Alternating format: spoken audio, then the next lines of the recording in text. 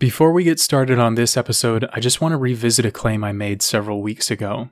In the second episode of this podcast, I warned that among a few other countries, Russia was moving towards open authoritarianism. I just wanted to give you an update on that claim.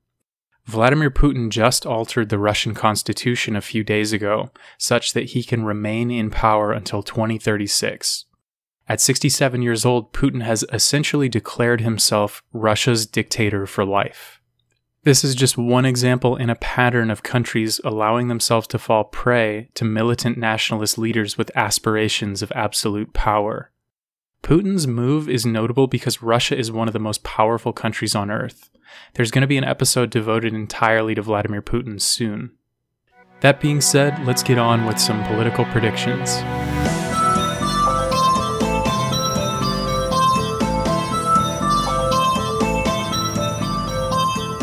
Welcome to a special episode of the Clear Thought Politics podcast, where we critically analyze American politics and culture through the lens of skepticism and reason.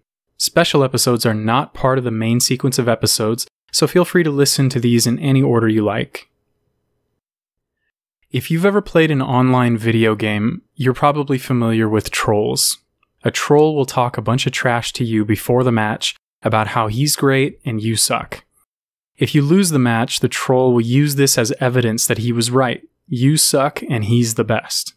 If, however, you defeat him, he will accuse you of cheating and say that your victory is illegitimate. Otherwise, he will blame his teammates and say that he'd have won had it not been for them. In most cases, the troll does not accept defeat with any amount of grace. You can probably see where I'm going with this. Donald Trump used the troll method in 2016 because Donald Trump is a troll. He repeatedly accused the Democrats of being cheaters and proponents of voter fraud. He popularized the concept of a deep state and convinced his followers that a cabal of evil, unelected puppeteers secretly controls the government behind the scenes and maintains the illusion of democracy. Trump openly said that if he lost the election, it would not be because he's unpopular, but rather because of the deep state conspiracy against him. But then, Trump went on to win the presidency. He defeated Hillary Clinton by a razor-thin margin in 3 critical swing states, Michigan, Wisconsin, and Pennsylvania, which got him the 46 electoral votes he needed to seal Clinton's fate. In total, Trump won these states with a combined 100,000 votes. That's a very small number. In my personal opinion, Trump genuinely looked surprised when the race was called. He had invested so much energy into convincing Republican voters that their votes were being suppressed, and seemed prepared to incite riots if he had lost. Instead of admitting that he was wrong about the deep state and voter suppression, Trump argued that he'd won because America loved him, while simultaneously arguing that the deep state still existed and was constantly out to get him. Think about this. Donald Trump convinced millions of Republicans that they were being cheated at the same exact time that Republicans took control of the White House, the Senate, the House of Representatives, and the Supreme Court. The Republican Party took control of the entire federal government and still argued that it was being victimized by an all-powerful, unseen force.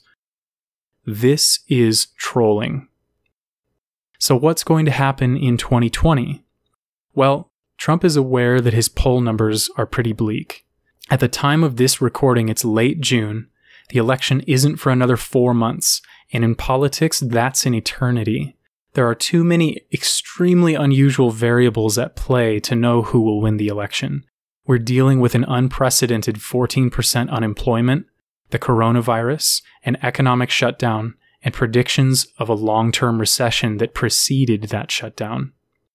The world could be a very different place in 4 months, for better or for worse. But today, here's the reality that Trump faces. He's underwater with a 40% approval rating, and Joe Biden leads nationally at 8%, which is, historically, almost insurmountable. For Trump to even be competitive in the Electoral College, he needs to be at around 46% net approval, and he has averaged 3 points below that his entire presidency. Meanwhile, Biden leads the independent vote by 4%, and he's the first Democrat in recent memory to lead his Republican rival with the senior vote, which currently favors him by 9%. According to various polls, Biden leads Trump with black voters by 74 points, and he leads Trump in Hillary's lost swing states, Michigan, Pennsylvania, and Wisconsin, by an average of 6 points. Biden is even leading in Florida, the absolute must-win state for Republicans, by 7 points. No Republican president has won the election without Florida in 95 years, and if Trump loses it, there are no remaining swing state combinations that he can win that will grant him the 270 electoral votes he needs. Today, the picture for Trump is pretty grim, and if the election were tomorrow, Joe Biden would crush him in a landslide victory. I personally would not bet money on Biden right now for November because of the reasons I mentioned earlier. But Biden's lead today is not something to ignore, and Trump's campaign knows it.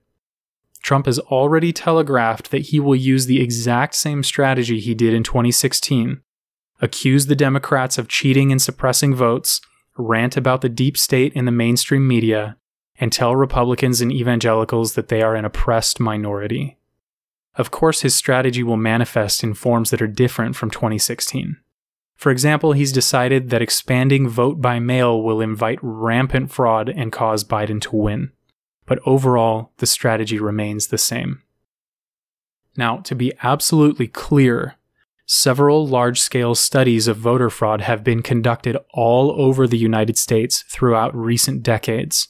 These are nonpartisan studies, and every single one of them came to the same conclusion. Voter fraud is not a problem in the United States.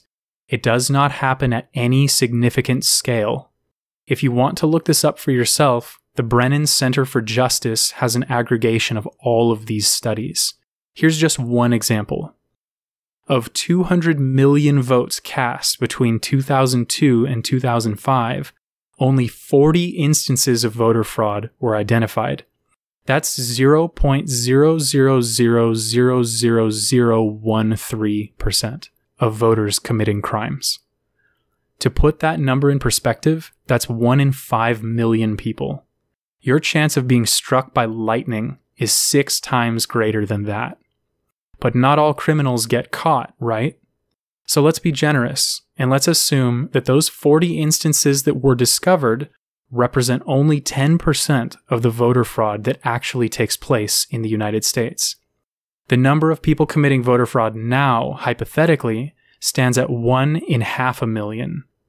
If this problem were localized entirely within Texas, which has a population of about 30 million people, 14 of them have now committed voter fraud. 14 out of 30 million. And remember, that's 10 times the actual number of real cases identified. Voter fraud is not an issue in the United States, and it is a nonpartisan fact. So with regard to November 2020, let's talk about a Biden victory first, then we'll talk about a Trump victory. I don't know all of the ways that Trump will try to justify his loss in 2020, but I am willing to make several predictions with pretty high confidence. Number 1, he's going to attack the Democrats and the deep state. He's already done that. He'll do it again. Number 2, he's going to attack the media and the pollsters. He's already done that. Number 3, he's going to attack Fox News for not being supportive enough. He's already done this over the past several years. Trump flips out anytime Fox publishes a poll that shows his poll numbers sagging or Biden leading. Most people agree that Fox News presents a right-wing version of the news, but their polling methodology is incredibly accurate. Nate Silver, who is in my opinion the most important political statistician on earth, rates Fox's polling at an A-. That's better than 90% of all other pollsters in the United States. Prediction number 4, Trump is going to attack his own campaign staff. He did this in 2016, and he's had an extremely adversarial relationship with several members of his own cabinet since taking office. He will say that they failed to do their jobs correctly, and he will very, very likely try to take them to court. The cases will be dismissed. My most interesting prediction is my fifth one. I predict that Donald Trump will blame you, the Republican voter, and the Republican Party leadership. Trump is extraordinarily talented at sowing division within a target group. He knows how to separate people from one another and pit them against each other, even when they are in agreement on a majority of things.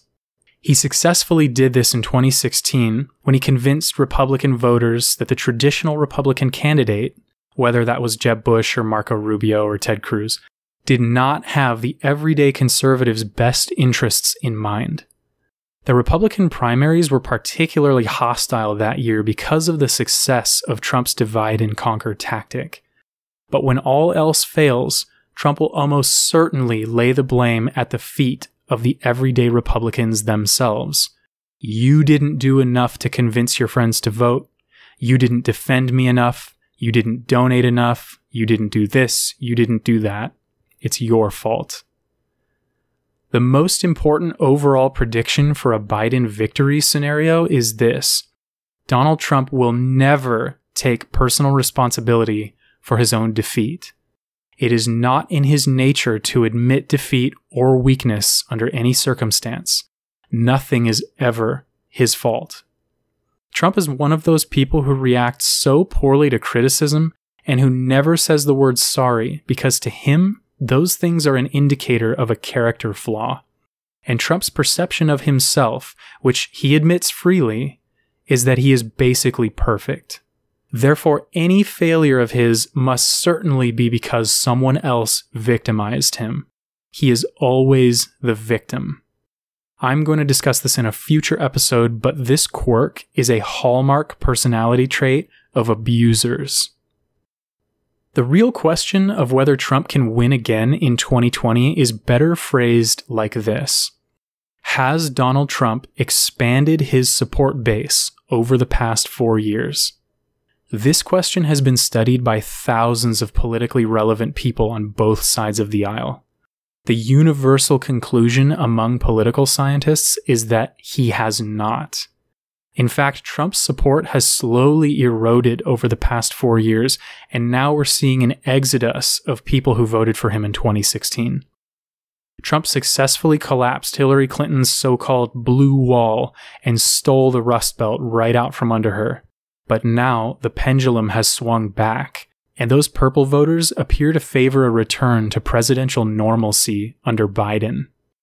The main reason is because those people were never members of Trump's core base.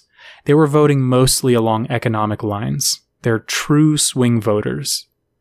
Unfortunately for the Rust Belt, Trump's promise that industry would return there has fallen short. This is a promise that few presidents have ever been able to keep. The Trump victory scenario in 2020 would be a lot more boring. Trump would do exactly what he did in 2016. He would gloat endlessly about how great he is and how America loves him, and he would insult Biden and make empty threats about having him and a few other Democrats arrested. He would continue his shaping of the judiciary by nominating at least one and probably 2 Supreme Court justices and a bunch more federal judges. He would continue to be unpopular with the majority of Americans, and his antagonism of the media would probably worsen.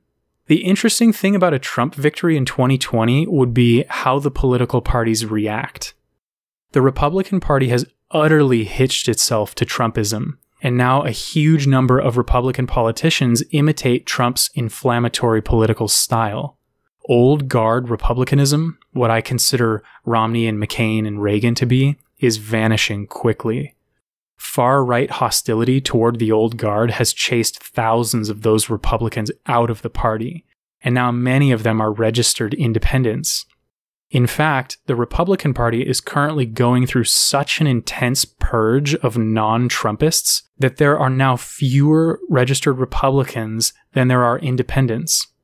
This is causing a great deal of stress on the party leadership, who are looking 20 years down the road and asking themselves if the GOP can survive on its current course. The Democratic Party is going through its own growing pains. A plurality of Democrats now view themselves as progressives, and their movement has become mainstream through politicians like Bernie Sanders, Elizabeth Warren, and Alexandria Ocasio-Cortez. Progressives are no longer a minority that the party can afford to ignore, so now the party leadership must contend with and negotiate with them. In a country where centrist, purple swing voters are critical to electoral victory, balancing the demands of the far left and the expectations of moderates is an enormous challenge for the Democratic Party. In 2008, during Obama's rise to power, we saw the Republican Party break into several fragments: Tea Party social conservatives, upper-middle-class neocons, fringe libertarians, the old guard, and the powerful evangelical voting bloc, which largely aligned itself with the Tea Party. This fragmentation was on full display during the 2008 and the 2012 Republican primary debates. Disunity was rampant, and each time the party grudgingly settled on a candidate that was unable to unite all the disparate tribes of conservatives. McCain was not right-wing enough to please the populists, and Romney was not the right religion to please the evangelicals. Both went on to lose to Barack Obama, who oversaw a period of spectacular unity of the Democratic Party. But as we've learned throughout history, the tendency of people to unite under a leader does not persist after that leader is gone. Democratic unity all but collapsed around the time Obama left office, just as Republican unity will if Trump fails to win re-election. If Trump wins in 2020, the Democratic Party will have to almost completely reinvent itself if it wants to win another election. And if Trump loses, the Republican Party will likely abandon Trumpism and reimagine itself as a moderate, modernized, and future-minded party. Either way, I predict a huge amount of political turbulence ahead. The last important topic of consideration is the question of whether Trump will engage in a peaceful transition of power. Donald Trump is not nearly a man of humility, and losing is simply not a part of his vocabulary. I think my predictions about how he will react to a loss are fairly reasonable, and therefore I think it's reasonable to expect that he might do something irrational before leaving office. Trump will almost certainly challenge the results of the election and may even try to legitimize that challenge through Bill Barr at the Department of Justice. If reality gets this far, I don't think any predictions can be made about what happens after. But even though Trump recently reassured us that he would transition peacefully, his vitriolic and capricious behavior leads me to believe that he will attempt to stir up riots and discontent through his Twitter account in the days before Biden takes office. Ultimately, whether he will shake Biden's hand and surrender the nuclear codes, as is customary during transition, I don't think anyone can say. But I hope, for all of our sake, that he will act like an adult and go quietly into the night.